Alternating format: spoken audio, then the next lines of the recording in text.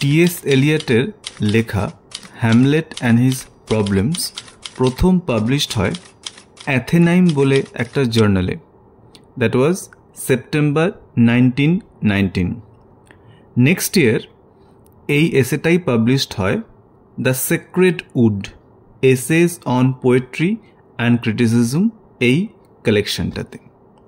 Hamlet and his প্রবলেমসে Eliot কি বলেছেন সেটা বলার আগে একবার খুব ব্রিফলি শেক্সপিয়ারের হ্যামলেট প্লের যে মেইন প্লট সেটা মনে করে নেওয়া যাক। হ্যামলেট প্রিন্স অফ ডেনমার্ক এবং সে ইউনিভার্সিটি অফ উইটেনবার্গ, যেটা জার্মানিতে অবস্থিত, সেখানে পড়াশুনো করছে। তাকে আচমকাই ডেনমার্কে ফিরে আসতে হচ্ছে কারণ তার বাবা মারা গেছেন এবং সেটা মিস্টেরিয়াস সার্কামস্টেন্সে। যে ঠিক কী কারণে মৃত্যুটা হয়েছে সেটা কেউ বলতে পারছে না। এবং ইতিমধ্যে হ্যামলেটের মা গার্ট্রুড বিয়ে করে ফেলেছেন হ্যামলেটের আঙ্কেল ক্লডিয়াসকে। ডেনমার্কে পৌঁছে হ্যামলেট একটা স্পিরিট বা গোস্টের দেখা পাচ্ছে, যাকে দেখতে অনেকটা হ্যামলেটের বাবার মতো।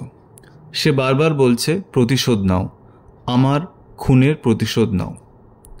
হ্যামলেটের একজন গার্লফ্রেন্ডও আছে যার নাম ওফিলিয়া। এবার এই সমস্ত কিছুর মধ্যে হ্যামলেট কি করবে? হ্যামলেটের যেটা প্রথম সমস্যা দেখা দেয়, হ্যামলেট কাউকে ট্রাস্ট করতে পারে না, নিজের মাকেও ট্রাস্ট করতে পারছে না। নিজের গার্লফ্রেন্ডের সঙ্গে সে অত্যন্ত রুডলি ডিল করছে এবং প্লেয়ের অনেকটা সময় এরকম মনে হয় যে হ্যামলেট তার দুঃখটাকে কন্ট্রোল করতে না পেরে হয়তো কমপ্লিটলি পাগল হয়ে গেছে।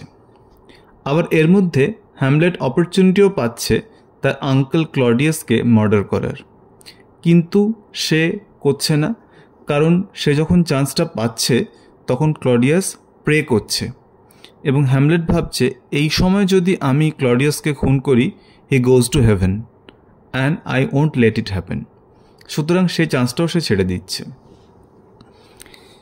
ইতিমধ্যে সে একটা প্লে স্টেজ করছে, নাম দিচ্ছে দ্য মার্ডার অফ গঞ্জাগো, এবং সেটা বেসিক্যালি একটা dramatic reconstruction of the way in which Hamlets father was killed. মানে হ্যামলেটের বাবাকে ঠিক যেভাবে খুন করা হয়েছিল সেই দৃশ্যগুলো ফুটিয়ে তোলা হবে। তোমরা যদি বিশাল ভরতরাজের হায়দার সিনেমাটা দেখে থাকো তাহলে ওখানে একটা খুব বিখ্যাত গান দেখতে পাবে, গানের সিকোয়েন্স। গানটার প্রথম শব্দ হচ্ছে বিসমিল বিসমিল, যেখানে শাহিদ কাপুর নাচ এবং গানটা পারফর্ম করছেন সুখবিন্দর সিংয়ের গলায়। তো ওই দৃশ্যটাতে সিনেমাতে শাহিদ কাপুর দেখাচ্ছেন যে কিভাবে কে মেনন তার বাবাকে, মানে হায়দার বা শাহিদ কাপুরের বাবাকে খুন করেছে, এবং সেটা দেখে কে মেনন নার্ভাস হয়ে যাচ্ছেন। ঠিক একই জিনিস সেটা হ্যামলেটেও হচ্ছে। এবং আস্তে আস্তে হ্যামলেটের যতটা চেঞ্জ হতে থাকে সেটা অফিলিয়া মানতে পারে না এবং সে সুইসাইড করে।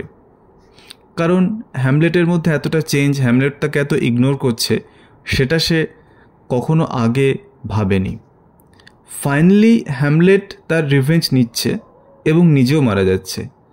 শেষমেশ তার বন্ধু হোরাসিওই শুধু বেঁচে থাকছে, যে আমাদেরকে এই গল্পটা বলতে পারে। এই হলো মোর অর লেস শেক্সপিয়ারের হ্যামলেটের প্লট। এবার আমরা দেখব হ্যামলেট অ্যান্ড হিজ প্রবলেমস এই এসেতে এলিয়ট কি বলতে চেয়েছেন। এলিয়ট বলছেন যে হ্যামলেট একটা আর্টিস্টিক ফেলিয়ার।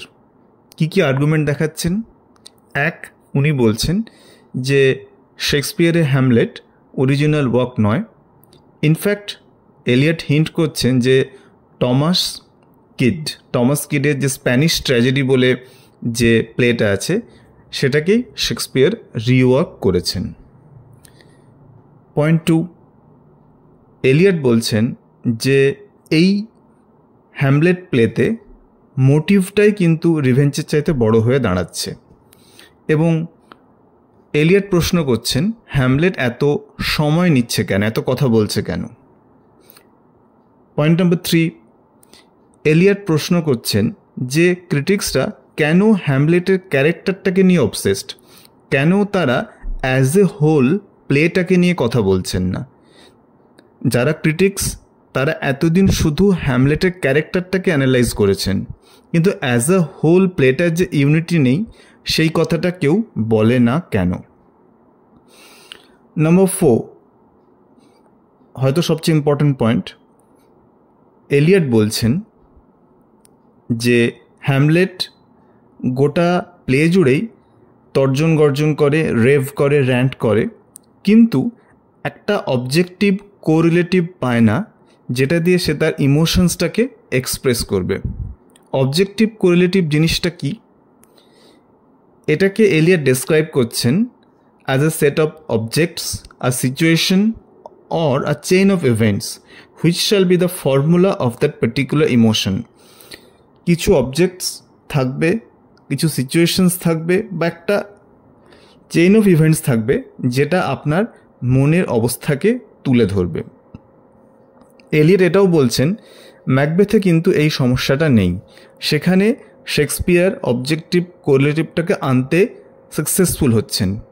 আপনি যদি লেডি ম্যাকবেথের স্লিপ ওয়াকিং সিন বলে সেটাও ঠিক আছে, বা ম্যাকবেথের এক্সপ্রেশন যখন জানতে পারছে যে তার স্ত্রী মারা গেছে তখন যে এক্সপ্রেশন, সেক্ষেত্রেও কিন্তু শেক্সপিয়ার যে সেন্সারি ইমপ্রেশনসগুলো ইউজ করছেন, যে মুডটা বা ফিলিংসটা ইভোক করছেন ক্যারেক্টার বা সিচুয়েশনের সঙ্গে, সেটা ম্যাচ করে যাচ্ছে।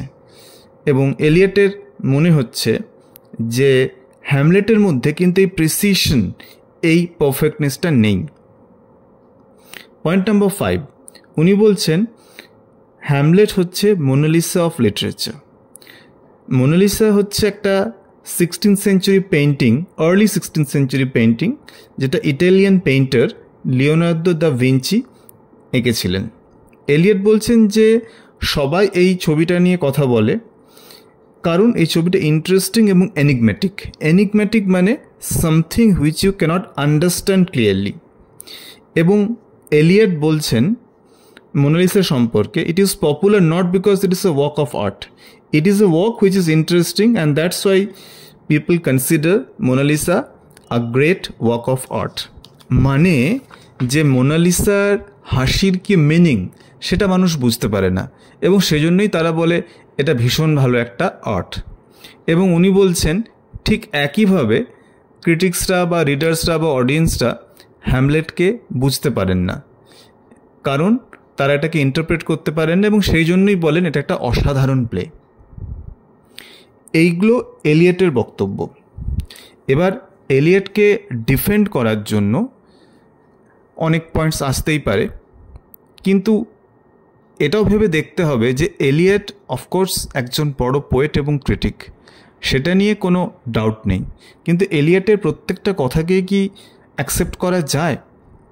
এবং এখানে আমি 3টে এমন পয়েন্ট বলবো যেটা থেকে আমাদের বুঝতে হবে যে এলিয়টের হ্যামলেট অ্যান্ড হিজ প্রবলেমস এই এসেটার মধ্যে বেশ কিছু ইনকনসিস্টেন্সিস রয়েছে।